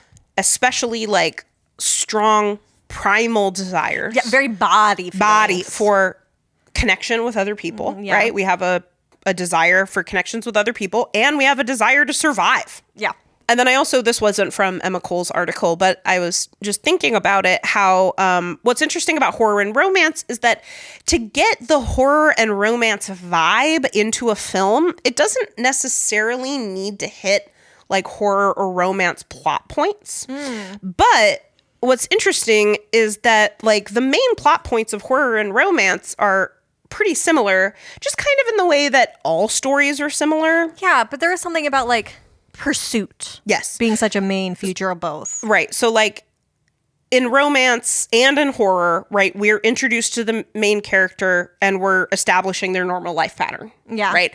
And then in romance, we introduce a love interest. And in horror, we introduce an antagonist. Yeah. And maybe in horror romance, those are the same person. Right. Maybe. Maybe it's a vampire named Spike. I don't know. Yeah. And in romance, there has to be a situation has to be created that requires the characters to work together or spend time together, like forced proximity, right? Yeah. And then as a result of that time together, their feelings grow, right? Whereas like in horror, again, so the situation usually does require people to work together, usually because people are dying. And there often is like a forced proximity thing where you're stuck near the killer. Yeah. Can't get away from the killer. You're stuck in the summer camp. Yeah. Yeah, totally. And then there's also what both romance and horror have in common is like a third act confrontation. And sometimes in romance, this means like a breakup. Yeah. Sometimes. Yeah, so like there's some kind of conflict in that third act, right? And then something happens to bring the characters maybe back together, right? And then with that marriage of horror and romance, one of the bigger challenges is sort of this tenet of romance that is the happily ever after, right? And not every romantic movie ends in a happily ever after. Like I think of Casablanca. Yeah. That's a romance. And yeah. there you don't end up together. And in publishing parlance, yeah, you can also have a happy for now ending. Yes. HFN. Yes. And so that's a little bit hard in horror because if we have a perfectly happy ending, it kind of undermines the horror of it, Yeah. So the audience, like people still fucking died. Yeah, people still died. People died. Yeah. That guy totally poured acid on his face. Yeah. So the audience, that just means that the audience needs to be set up to be satisfied with a different kind of happy ending. So like the characters might be fundamentally changed by their experience. Maybe they're traumatized. Maybe they're quite literally transformed into a monster. Yeah. Or maybe they're dead. Yeah. Which again that's what made me think of Romeo and Juliet. Yeah. That sometimes, the good ending for a love story is them dying together. They get to be together in death. Yeah. Yeah. In horror, it's more of it's sort of a happy ending for now. Yeah. But like the weight of the existence of the monster and the evil is still there, but we're like the surviving characters are moving on with like the new version of their life. I also think there's something about like they both end with some sort of like consummation. Like either with the characters having their big kiss or whatever, or the characters penetrating each other with knives. Like there is some sort of consummation that always happens at the end of both of these. Like there's a pursuit, and then there is a coming together, a physical coming together. Yep. That like are like the main vibes of those two things. Because, yes, horror and romance are both genres very focused on feelings, but they are also both genres that thrive in depictions of the body. Yeah. Like, this is a quote from the Emma Cole's article. Lips bitten in anticipation, breaths catching in lust or in fear. Hearts pierced with an arrow, either from Cupid or Jason Voorhees. Yes. Right. So of course vampires turn into romantic. Of course. And this especially makes me think of the fact that what we have in this movie are two pubescent characters. Yeah. And thinking about puberty as the beginning of sexual development. Yeah. And how that with that comes a lot of feelings. Yeah. Feelings that everything's heightened. That adolescent has never felt before. Including feelings about our bodies. Yeah. Feeling about other people's bodies, our own bodies. And those feelings are exciting and can, you know, those feelings can also lead to romance. Yes, but they can also lead to like horror and anxiety. Yeah. You know, and then I thought, especially for young trans people, which I don't think Ellie is. But maybe is. But maybe. I think you could kind of read her that way, especially in the movie. Yeah. Because we don't know her backstory in the movie. That's true. Yeah. All we know is that she's not a girl. She's not a girl, but she presents as a girl. Yeah. And some sort of something happened to her body to change it. Yeah. Right? Some sort of... But it's unfortunate because that thing happened to her. Right. Yeah. Which makes it different. Rather than, again, her own power and agency to make that choice. Which, though, again, leads me to Oscar being, like, such a good example. If Ely could be read as trans, Oscar is such a good example of, like, a potential romantic partner for a trans person to just sort of be like, yeah, you're you. Yeah. You know, and like not making it a weird thing or a big deal thing. I think in the novel, it's actually kind of wild. He gets a little bit more upset about finding out that she's quote unquote a boy than he does about her murdering people. Like he gets really hung up on it for a little bit. And then he gets over it and he's like, you're Ely, whatever. And starts actually thinking of Ely using he, him pronouns. Because he's like, yeah, Ely's a boy and I love him. Whatever. Like by Oscar Wrights. But it like takes him a while and it's very much that like stereotypical, that like trans panic thing of like, they lied to me. Yes. They didn't tell me who they really were and they're evil for that. And it's like, no. And instead in this movie, it's very much Oscar just being like, oh, okay. Yeah. Like, yeah, that's more information about you. He love getting to know you. He gives one, what do you mean? Yeah. I was like, I actually don't care. Yeah, he's like, you know what? It's fine. You're Ely. I was thinking about the fact that we've got two pubescent characters, right? And like puberty is, it's a lot. It's a whole thing. And how especially for a young trans person, right? Because puberty causes changes that might make a person like no longer recognizable to their loved ones or themselves. Yeah. And it's not a stretch to think that, especially if, you know, your understanding of your gender is different from the biological changes of puberty, like you might think you're turning into a monster. It might feel kind of monstrous. Yeah. It could be like literal worst case scenario. Yeah. Right? At the very least, it'll come with some fear or anxieties about it. Yeah. And then, of course, you know, romance, like we've kind of already been talking about this, your literary corner, I think really spells this out. But like romance can be seen as horrifying if the romantic relationship does not fit within very strict socially acceptable confines, right? So, I mean, I think about the historical taboo of interracial relationships. Yeah. I mean, it's still a little taboo, not the way that it used to be. But like the lack of it on TV is telling. Yeah. I mean, any relationship that's not heterosexual, cisgendered, or monogamous. Yeah. You know, like, and we've talked about this a lot, that like horror as a genre explores sexuality and its connection to monstrosity. Like you were just talking about. Yeah. What I thought you were going to say is that romance can also be horror when it's one-sided.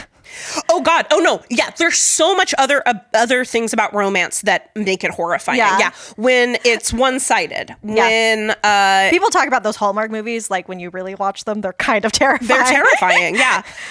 When it's one-sided, when it's not reciprocated, and that could be because you're the one who's not reciprocating and you're having somebody pursuing you and that's fucking scary. That's scary, yeah. Or it can be the other way where it's like you love somebody completely and they want nothing to do with you. And that is also scary in a different way. It's really hard to like quell those feelings, right? When you're just like, how can I have such strong feelings about you? Yeah. And you can't, like, but you don't feel that, like, or you don't have strong feelings about me at all. Yeah. Like, that's a weird disconnect. Like, that's scary. And it's definitely the way I feel sometimes about some of the villains or the monsters that we have in some of our horror movies, especially the human ones, where I'm like, why are you doing all this? Why are you feeling so much about these people? They're just living their lives. Leave them alone. Oh, yeah. But also, I mean, another thing that's absolutely horrifying about romance is that, like, what happens when a romantic relationship reaches its end? Yeah. It's awful.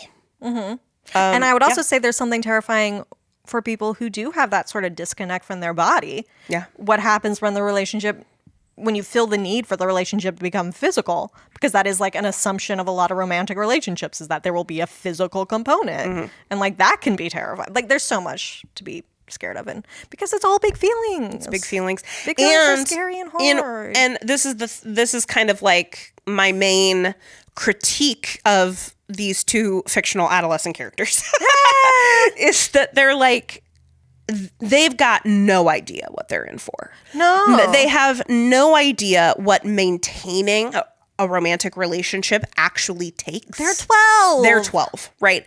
Like, Ely might think she knows because she's maintained a relationship with Hoken, who knows maybe other people before that. We don't know, yeah. You know, but I don't know if those were romantic relationships. Like, and she's just 12. And she's just 12, yeah. So, like, they don't really know because, like, they still have a child's brain, right? Like, what it takes to maintain their happiness. They're happy right now, but like you can't just like ride that train. Like relationships are work. The train's gonna arrive somewhere. Where are you getting off? Yeah. And you got to carry that big bag that just has trunk that just has in it. Yeah. You're just carrying your girlfriend around because she can't be out in the daytime. God, or she'll get set on fire. Anyway. No, and I think that's interesting what you said about their brains being 12-year-old brains. Yes. Because that is something that Ely says, is that she has been 12. She is 12, but she has always, she's been 12. For a while. And that's different than like what you're saying with fledgling. Yeah. Where it's like, my body still looks 12, but I have aged since then. Yeah. I'm not who I was when I was 12. Like Ely is sort of in the state of like arrested development. Very. Yeah. Like mentally, she still thinks, there's actually a really cute part in the book where, Ely is talking about something she doesn't understand with the vampire stuff. She's like, I just don't understand why I still feel like a 12-year-old. And he's like, well, maybe the reason you don't understand is because you're 12 years old. And fucking 12-year-olds are stupid. And 12-year-olds are fucking dumb. And it's not the 12-year-old's fault. It's the way their brain is set up. Yeah. So I want to use this as a tradition back into literary corner. That was the genre corner inside literary corner. Now we're going to go back to Zoom the back out. Because I do want to touch on a little bit more like Ely's physicality. We talked a little bit about her physicality as like a 12-year-old. Yeah. Girl or whatever she identifies as. She's never very clear about it. Nope. But like, what is her physicality as a vampire? Yeah. It's actually interesting in the book. When Oscar asks if she's a vampire, she specifically is like, I'm not a vampire. Oh. But everybody keeps using the word vampire. Uh-huh. So like no other word is used other than vampire. Again, so and she has all the characteristics of a vampire. Ellie, again, you're telling us what you're not. Yeah. What are like? How do you identify if not as a vampire and not as a girl? Then what? I want to respect what you want. Yeah. And I feel like the film also kind of stays a little vague about it. Yeah. Oh yeah. Like they're never. I feel like the people are most like, yeah, vampires are like Laka and Virginia and that whole, like that part is just sort of like, yeah, vampires. Yeah. Oscar and Ely still a little more. Oscar's just like down with whatever is kind of his vibe. It's like, yeah, okay, you're not that. Cool, moving on. Yep. But anyway, I want to talk about the things that like make her a vampire and what kind of vampire she is, because she does have a lot of the typical vampire traits. Like she can't eat anything besides blood, which is like Eastern European folklore goes, Dracula. Dracula's great, don't drink wine. I don't drink. Yeah. I already talked about how the not wanting to be a monster and it coming from Varney the vampire. Sunlight burns and kills vampires. This one is actually kind of interesting because it's a sort of an invention of Bram Stoker. Oh. It's kind of a Dracula thing. In that Dracula can go out during the day. Yes. He just doesn't have access to like his vampire strength and powers in the same way. And it's just sort of uncomfortable. Okay. But then it's in Nosferatu. Yeah. Which as we know was kind of just a rip-off of Dracula. Sunlight. That's where sunlight then actually can kill vampires. And then it also is in the Dracula movie. Yeah. Where it becomes that. So, and like pretty much since then, most vampire lore will have sunlight affecting vampires in a very specific, normally bad way. Yeah. But it's like originally vampires were creatures of night, sort of more out of habit and out of like the necessity of like needing to go after their prey at that time, and also because they're just sort of supposed to be this like perverse mirror of what is normal. Yeah. They're the other. So of course they hang out at night. Of course. But now it's like they need to. Like they don't have a choice in the matter. It kind of takes their choice away. This whole idea of vampires not being able to age and Ely being 12. Yeah. This one's interesting because like that maybe kind of began with like Carmilla, or at least that was kind of like the first time the logic of like an undead, unaging being was like sort of like brought to bear on the body of a child. Like Carmilla is sort of a younger lady. Okay. Yeah. They're two I've young never read ladies. it, yeah. They're two young ladies falling in love, being lesbians. Subtextually. But then it doesn't really get specific about like, well, what does that mean to be kind of young forever? Yeah. And like, it's interesting in Fledgling how they use it. It's also, I'm thinking of Claudia from Interview with the Vampire, where she does Kirsten it the other way. Dunst's character? Yes. Yes. She is in the body of a child. Yes. But she does age. Oh. She is her body doesn't age, but like she does not feel like a child. She's continuing to develop. She wants to be an adult. She wants to have sexual and romantic relationships. Yeah. And it's like, how do you do that when the only people who are interested in you because you look like a child? Yeah. Like it's kind of the same with Ely, except for with Ely, her mind and like her personality is also 12, which Still I think 12. is really like she still wants to play games with Oscar. She loves her puzzles. Like She's concerned about what going steady means and how that might change how the relationship is right now. Yeah. I also do think maybe her love of puzzles, like I can't explain exactly why, but I do feel like that's sort of a connection to how much vampires love numbers. Oh. Autism. Oh. But vampires and numbers, that whole thing about like you spill a bunch of grain or whatever in front of a vampire and they'll have to stop to count it. That's why I've heard that about many mythical beings. It is like, witches and fae and things like that, but it is why the like count gnomes and shit. from Sesame Street, why he's a vampire is because he loves to count and vampires love to count. Oh. That's literally it. Okay, the big one is that vampires can't enter a home unless invited. Unless invited, yep. Which is another actually old piece of folklore. It was probably like first written down at least in like the 17th century. So like traditional, original, OG shit. It's been around longer. And like the first version I ever heard of it was the idea of vampires sort of coming back from the dead and going back to their homes. Going back home, yeah. And wanting to, be let in. And you having to recognize that's not my loved one anymore, which is sort of like a meditation on grief, I guess. Yeah. But yeah, like you said, that's another one that's traditionally also applied to like certain types of fae and like demons. Yeah. Demon possession. Some lore is like a demon can't possess you unless you let them. Yeah. Which I do think is also kind of like the idea of like the very kind of Christian idea of like the devil only has the power over you that you let him have. Like if you don't let the devil in, if you don't let him corrupt you, then you're fine, you're safe. But I also think it actually is probably linked. This is just my thought. Yeah. There are so many rituals and superstitions around like hospitality and being the guest of someone's house. Yes. I don't know. I just think it has to do with that. I'm especially thinking Eastern Europe, pre-World War II, huge Jewish population. Yeah. Jewish customs of hospitality, very different from the Protestant or Catholic customs of hospitality. Right. Yeah, that's interesting. Absolutely. Yeah, I mean, and a lot of cultures have these very specific traditions of course. like Oh, what rights and responsibilities you have as a guest versus as a host. As a host, yeah. What you need to do as a host. Like as a guest, you're assuming that you will be treated in a certain way and that you won't be harmed. Yeah. And so like this thing about refusing to let a vampire be a part of that host-guest relationship. By not letting them in. Yeah. Yeah. And I feel like every version of this that I've actually seen in a vampire story, it's almost like more like a physical barrier, kind of like Oscar jokes about, like, what? Is there like an invisible wall here? What is it? Like they literally can't, like their body locks up and they can't go in. Yeah. Ely is the only version that I've seen of this that is different, where like she can physically go in. Bad stuff happens if she does. She'll just start spewing blood out of her pores. It's fucking insane. It was one of my favorite parts of the movie. That was awesome. Yeah. Though I also then have questions about, I think it's interesting that she is, she has been into Oscar's room. Yes. But when she goes back around to the front door of the building, she needs to be welcomed in again. Yeah. Like she needs to be let in each time. Yeah. That's interesting. That's 'cause it's like a interesting. different door. That's With like other lore, it's like once you're in, you're in. Yeah, Oscar invited you in. Like you're good, girl. Yeah. And then it's like, oh, but she can go into the school. Yeah. Like she saves him at the pool. Maybe it's because it's a public place. That's the thing. Because there's that thing in going back to Angel, when he loses his soul again and is evil and starts killing everybody.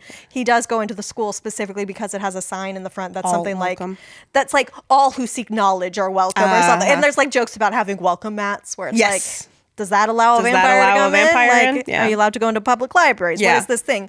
It is actually the one bully who doesn't engage in the bullying in the same way. Cries instead. The closest comparison to him in the book is this bully who's just sort of is like, he's friends with the bullies, but he's not like as in on it. And he's the one who, when he sees like, oh, they're literally drowning this boy, Ely goes up to that bully specifically and is like, tell me I can come in. Oh. And it's the bully. And that's why he doesn't die, because that bully lets her in. I love that. I know. I actually really like that part. I think that would have been a good addition with the crying boy. That would have been so easy to slip into this movie. Yeah, to just have the crying boy be like, come in. Like, stop it. Make it stop. Yeah, make it stop, whatever. And then him being saved. I think that's way to be cool. Yeah. There's some other vampire things she does. She can climb up walls. Yeah. I mean, vampires have always been associated with the bestial. Dracula climbed up a wall in his lizard fashion. Right. Does Ely show up in Reflections? I don't know. Yeah, we didn't really get a... Yeah, we definitely see Oscar's reflection a few times. I don't know about that one. Yeah. We do know she can't feel cold. Yeah. Which is sometimes a vampire thing, I think, just because they're corpses.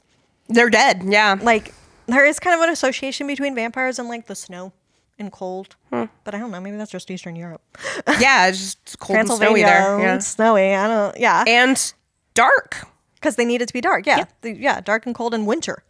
And that's also the time when we think about those cycles and, like, winter festivals and things. That's the end of the cycle. And spring is the beginning of the next one. So winter is what we associate with death. And these are corpses. So, of course, they're not, you know. Of course, they hang out in the winter. Yeah. Though Ely is very adamant that she's not dead.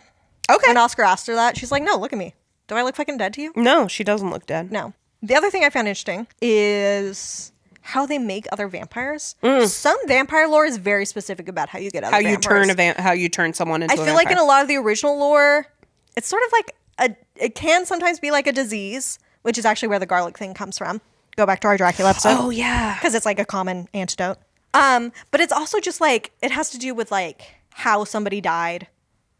You know, like if you died in childbirth, you're more likely to become a vampire. Or like if your corpse was desecrated in a certain way, the wrong way. You desecrate in a different way so they don't become a vampire. If you're not buried right, man. Yeah. Yeah. I also saw some things where it's like if you're some sort of outsider, where they were like, if you're a redhead, you're more likely to be a vampire because redheads are outsiders. If you have recessive genes. Yeah. Okay. It's silly. Okay. But like, yeah, for her, like there's a lot of things, like I can think of like Interview with a Vampire where it's like, you drink the vampire's blood. The vampire drinks your blood. You drink the vampire's. It's like a give and take. Yeah, that's also the same in What We Do in the Shadows. Yeah, Ely just bites Virginia. Yeah. And she turns. Yeah. So it is more like a disease. Yeah. Well, she bites her and then doesn't take enough blood to kill her. Yeah, because Ely seems kind of, it's more explicit in the book, but Ely does not want to make other vampires. You know? Like, that's why she has Hulken get the blood for her. That's part of it. Yeah, she doesn't want to run the risk of accidentally turning somebody into a vampire. Yeah.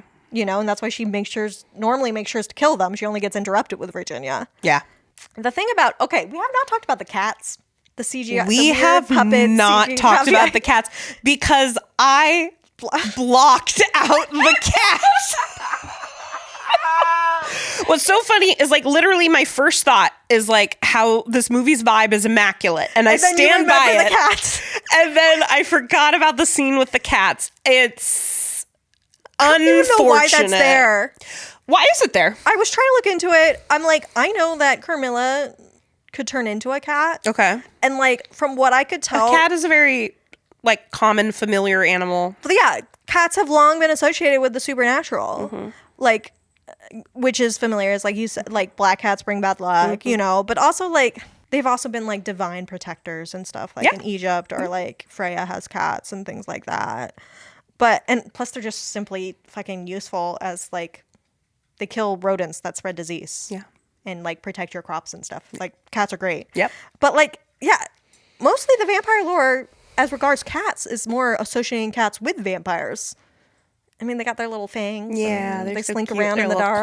claws. Yeah, I could not find anything about cats hating vampires. Okay. I don't know where that came from. I can maybe see cats sometimes being sort of like detectors of the supernatural. Yeah. Like you get that where it's like ghosts, cats can see ghosts. Yeah. Like See things we can't. Yeah. That's like the closest. I don't know why the cats have to happen. But also, I don't understand. So what character was that? That was Virginia. No. Oh, the guy who owns the cats? Yeah. Gusta? Gusta? Gusta? Why does Gusta have that many cats?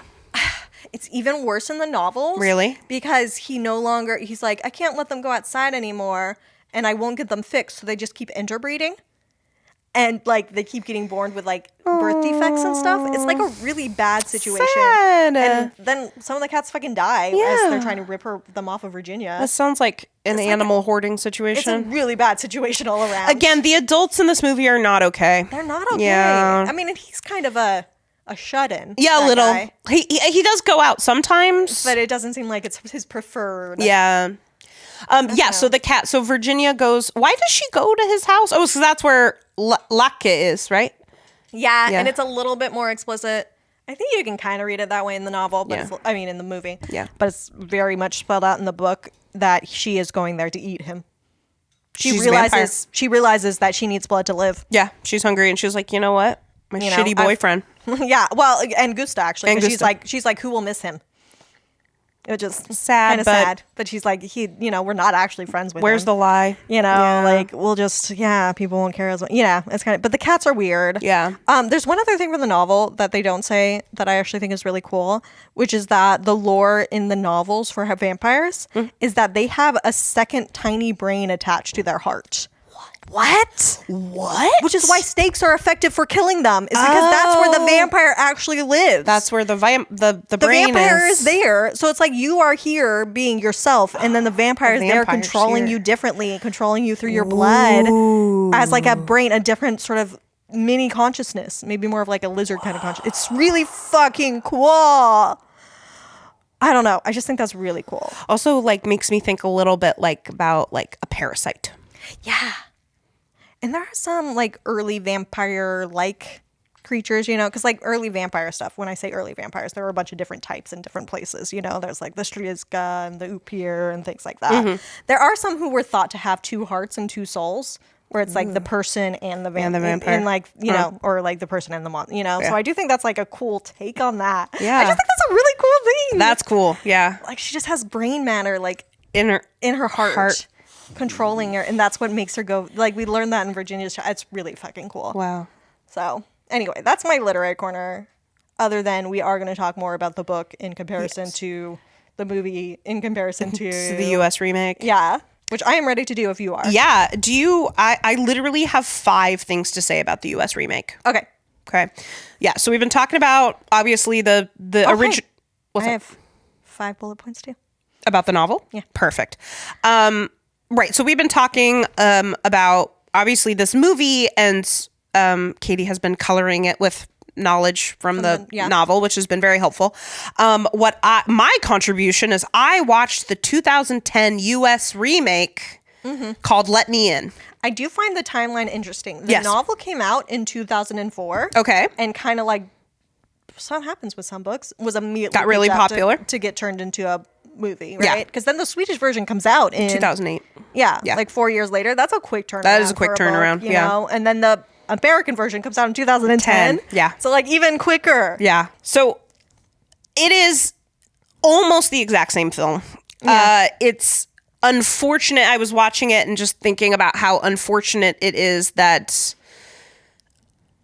American audiences aren't trusted with just like watching a movie in another language. Yeah. And I don't know. I don't know. Yeah. But and with like quiet moments and Yeah. like inferences. Yeah. They like to spell things out in American shit. yeah, it's frustrating. And take the ambiguity away. Very. So, but one thing that I did enjoy in comparison to the 2008 Swedish version is that we start the movie in the middle of action, where like we start at once Håkan has already poured acid on himself and he's being rushed to the hospital. Like that's how it starts. And I'm like, oh, that's a really good way to like get us into this. Oh, okay. that is interesting. And it takes place in the United States, obviously. Still in the 80s? Yeah. Okay. but it takes place in Los Alamos, New Mexico. Wrong choice. Well, here I don't know. Maybe it's okay. So I needed to do a little bit of research. So let me just tell you like two things about Los Alamos. Yeah.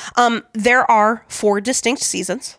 So the high elevation does mean that it gets quite cold, and there is snow in the winter. Okay. I know. I thought New Mexico doesn't fucking snow in New Mexico. High desert though. Of course, yeah. It's high desert, quite mountainous.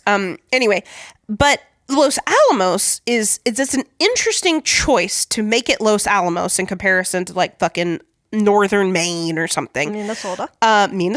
Yeah. Because Los Alamos is the town that in 1943, the United States government exercised eminent domain on the homesteads there to build, so that they could build the town in relative isolation for the Manhattan Project. Oh, right. Yeah. That is interesting. It's interesting. The idea that Los Alamos was a relatively isolated location. And the idea of it being sort of fabricated for something, like built up suddenly. There's this thing about, in the novel, they make it really clear. I should say the author's name is Jan Avede Lindqvist, by the way. He also wrote the screenplay for the Swedish version, which doesn't often happen. Writers don't often get to do that. That's true. Also write their own screenplay. But he makes a big point. He starts off by describing the town of Blackeberg, and it's very clear. It's like one of those sort of like prefab, just sort of like made up suburbs where like there was nothing there, and then they built it all up once. It wasn't something that happened naturally. They were just like, and here's the big apartment buildings that all the families will live in, and here's the school. Yep. It's like these whole little different here's the post office that are all just sort of like built up to be like that. And I don't know. I'm just sort of thinking that maybe then Los Alamos is kind of a cool choice. But I mean, it's like, but you're also in New Mexico, so what's going to happen in the summer? Yeah. Anyway, so the Oscar character, his name is Owen. Yeah. Owen just let his name be Oscar. Does a great job of being more appropriately dressed for the cold weather. Yeah. And what's really interesting is that his bullies don't call him Piggy. Okay. His bullies just call him a girl. Oh, they just, okay. Yeah. Okay. Which is interesting. Well, is he skinny again? Oh, or yeah. at least not chubby? Yeah. I mean, that's the other thing. He is chubby in the novel. Yeah. He's a chubby kid. Yeah. Ellie's character is named Abby. And there's played by Chloe Grace Moretz. Yep. And Abby, I really like the way that she approaches the like, I'm not a girl. Yeah. Information. Abby asks Owen, would you still like me if I wasn't a girl? Mm-hmm. That's what she says. And then Owen says, all together without letting Abby actually respond, says, what do you mean? I guess so. Why? And then Abby says, I don't know. So that's interesting to me. That name change. Speaking of her name, Ely, in the novel, we get more of Ely's backstory. The name Ely comes from Elian, because that was like this kid's name growing up. And we do hear more about the vampire that turned him, but it's a dark story. I don't want to get into it. It's kind of just bad. More kind of pedophilia stuff. Absolutely. It's bad. Yeah. But the cops, who are not really characters in the movie, but I hear are a character in the American movie. Yes. The cops are definitely a character in the novel. And when they get Hulken and he's like covered in acid. Yeah. And they like find him, he's saying Ely over and over again. He's just saying Ely's name. And they interpret it as Ely lema sabachthani, which is Hebrew or whatever for my God, why hast thou forsaken me? They think that Hulken is quoting the Bible. But that's interesting with Ely being similar to my God, like that name. I think of Elohim. Yeah, it's like all related to that. Huh. Like my God, and how Hulken sees Ely as like a godly figure, something that he is beneath, and devoted to. Which it was just a cool touch on that name. That is cool.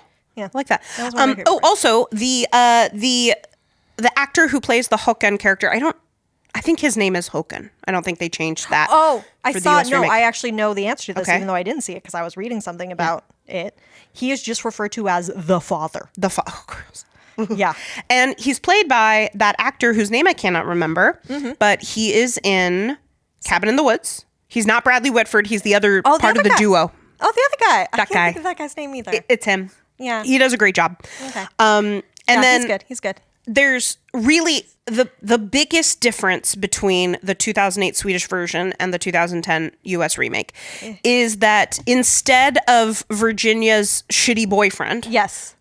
tracking down Ely to kill her, it is the cop that has been investigating Håkon's death, comes to investigate the apartment, finds Abby, and Abby attacks him and kills him. That is interesting, because in the novel, like I said, the cops are a bigger part. There is also... Which makes sense because crimes have been committed. They're not just there to teach you to not do drugs. They also solve crimes, supposedly. This is my understanding. I haven't seen it, but that's what they say. No, but my favorite character in the novel is not in any of the adaptations. It's this teenage boy named Tommy, and he hates the cop that his mom is dating. And I just love this kid. And he's just kind of sniffing glue and pulling pranks in churches. And he's like one of the few guys who actually like notices Oscar. Yeah. And like tries to help him every now and then. And like he has his own little like hangout spot where he's like, Oscar, come in here. What's going on? Yeah. You know, and like we'll talk to him and stuff. He's a cool kid. He, as you mentioned, Håkon gets sort of weirdly zombified. I think maybe it's because he dies. Like, as he's been bit. Yeah, or something. I don't know. Or it's just, or maybe it's more of a Revenant thing where he has this like, he doesn't feel like his business with Ely is finished. Because that's when he does when he comes back is he goes after her. And it's actually horrible and talk about being pursued by somebody who you do not have an interest in. Like, it is horror. Yeah. And Tommy gets locked, like Ely locks Håkon in a room. Okay. With zombie Håkon. Yeah.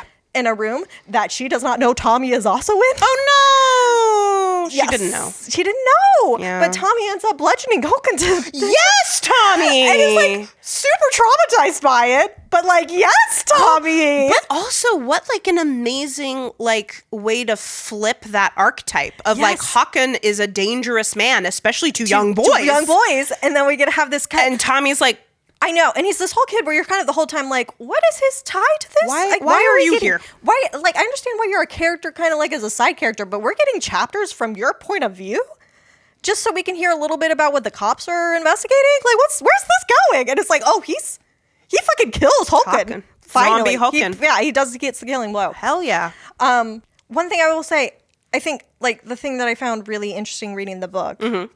It's sort of like how much more perspective it gave me actually on Håkon. On a lot of the characters, honestly. Like Locke, Yoka. Right, because again, in this movie, the adults are nothing. No, yeah. I mean, they very specifically with the movie were like, we are focusing on these kids. Oscar and Ely. Everything else, we're going to trim down, cut out, whatever, you know? But like the novel really clearly right in the beginning kind of like, I want to talk about this in terms of the American version too, because it's something I was reading about it. But the very first chapter, we go from Oscar imagining murdering his bullies and like sort of imagining himself like growing up as a serial. He's like reading about, he has these clippings of different murders. Yes. He keeps a murder book. He's a little bit of a true crime buff. Yeah. And he's like, maybe in 20 years, I'll be a serial killer. Like, he's literally having these thoughts, and he goes into the forest and is, like, pretending to stab a tree, pretending, you know, that's that. At the same time, we're switching between those scenes with Håkon's scene going into the forest, tracking down his first victim. Somebody to kill for... Yes. Yeah. Even to the point where Oscar, when he hears about the murder, he's like, did I somehow accidentally, psychically, or telekinetically cause this murder? Because it happened at the same exact time. Again, this is 12-year-old shit. It's 12-year-old shit. Yeah, but like they're making Oscar. it very clear that like Oscar could be the next Håkon. And my understanding from the movie is that they also make it so that Håkon or Abby met this guy when he was also a boy and sort of groomed him into being her servant in the American movie. I didn't pick that up. Oh, that's what I heard from what other people were saying. Maybe I missed that. Okay. But I did see from the Abby and the father relationship in the American remake is a little bit more tenderness. Yeah. Like Abby does like touch his face and like there is sort of that like sort of that intimacy a little bit. Yeah. But I don't know so much about That's what that I read, because I read something about somebody complaining about I believe you. How fucked up it is to switch her from being somebody who is sort of, even though she has a certain power by being a vampire, is sort of victimized by this fucking pedophile who is isolating her and doing things for her in exchange for being able to touch her. Yeah. You know? To to then switch that so that she is the one who found him when he was a child and then like started grooming him to grow up to be her servant. Yeah. It's like, you really are going to do that? But then it's like, is that what she's doing with Oscar? Because some people interpreted the book and the movie that way. That she is grooming Oscar to be her next Hulken. I completely see the reasoning behind that. I do too. Yeah. I don't want to believe that that's what Ellie is doing. Yeah. Because again, that's sort of more of the like way that this movie tilts more into romance than horror. And I also just don't think it's the way a 12-year-old thinks. And she is still 12. I'm very clear on her being 12. Okay.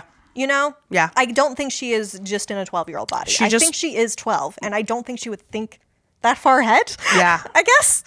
If she's doing it, it's not conscious. All she knows is that Oscar is nice. Yeah. And treats her well. Yeah. And feels safe. Yeah. Yeah.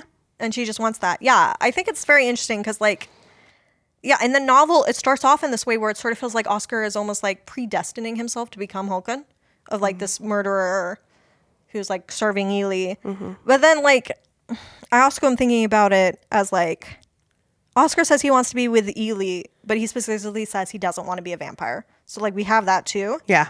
And then it's like, yeah, what kind of future is that if they're both 12 being vampires, like you were saying? Yeah. Like, is she just using him to be Hulken? But on the other hand, it's like they are kind of choosing each other for the right reasons.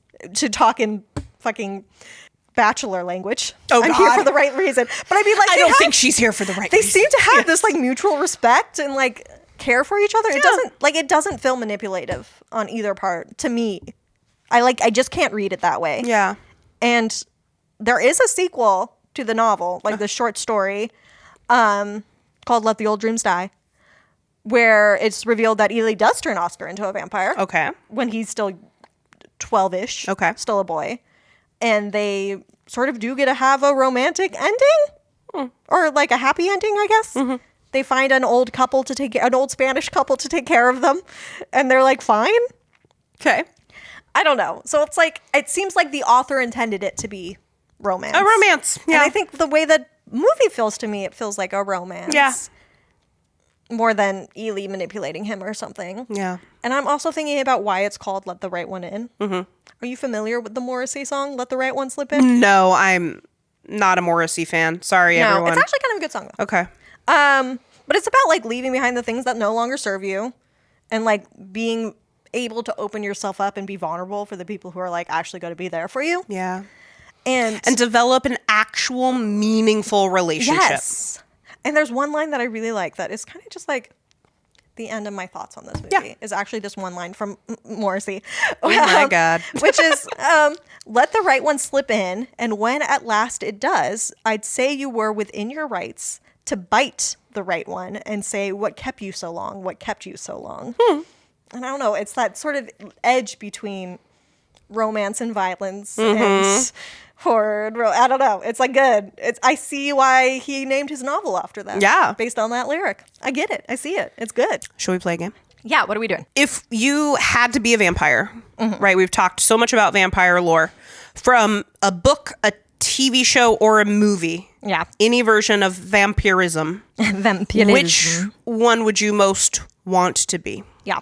And why? I guess first off, is vampirism something that appeals to you? I feel like it appeals to some people a lot and not to others. No. I am down with the vampires. Okay. I already can't have garlic. This is true. I already avoid the sunshine. This is true. I already don't want to go into people's houses. Yeah. Like, I'm good. Right. So here's the thing. I have absolutely no interest in mortality.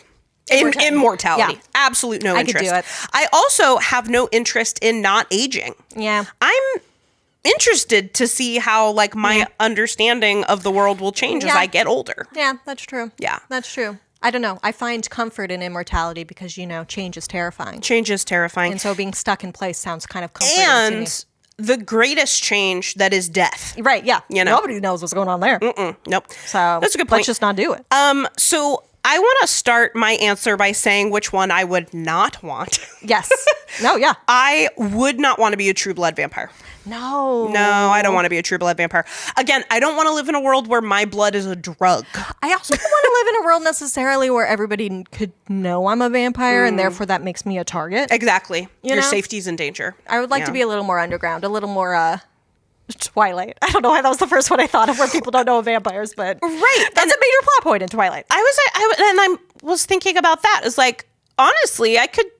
They have it easy. Down to be a Twilight vampire? It's so easy. The problem is they have a very oppressive hierarchy. They do. So is it like pre-Bella fucking that shit up or post-Bella fucking that shit up? I don't know. Because honestly, Yeah. they have those 3 vampire overlords. But actually, you know what? Now that you're right, they've got the vampire overlords, and you know what I'm thinking? I'm remembering, because it's been so long since I've consumed any Twilight content. However, I have read all the books in the past and seen the movies. Actually, I've only seen the first Really? movie. No, I never saw any of the other Wow. movies. Yeah. Yeah. I think I might have watched the second movie, and I was like, "This is shit," and I They're never not watched good. any of the Nor other are ones. the books good, but No, but that's here our we are. culture.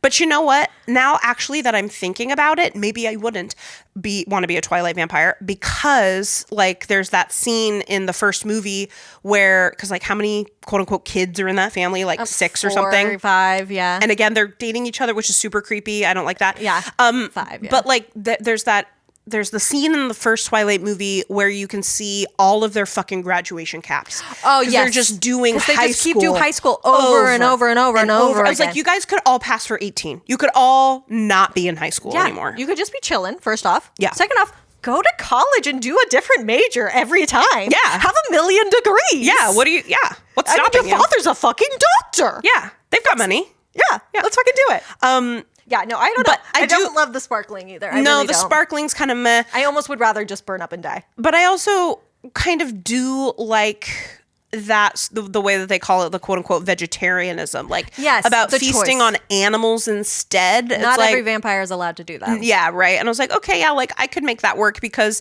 yeah, I feel like one of my big hangups would be like, I don't want to Yeah. kill a person. Enough. I mean, there is the idea of the vampire. See, I couldn't be a let the right one in vampire, No. because the moment you start feeding on somebody, you either have to kill them or turn them into a vampire. Yeah, But if the that's- process is more involved, Yeah. and I could just have some people who are like down with it, and I could just drink their blood, I think that'd be chill. Yeah. I mean, I'm a vegetarian, That sounds so I don't really consensual. want to have animals in my mouth at all anyway. That's fair. But I don't necessarily want to have people in my mouth either. So either way, it's kind of the same to me. Right. But like, yeah, with people, it could be like if I could have a consensual thing. Yeah. I'm thinking of, what was the name of that one movie that was about those like lesbian girl vampires, and there was the trans woman? Bit. Yeah. What was their vampire lore?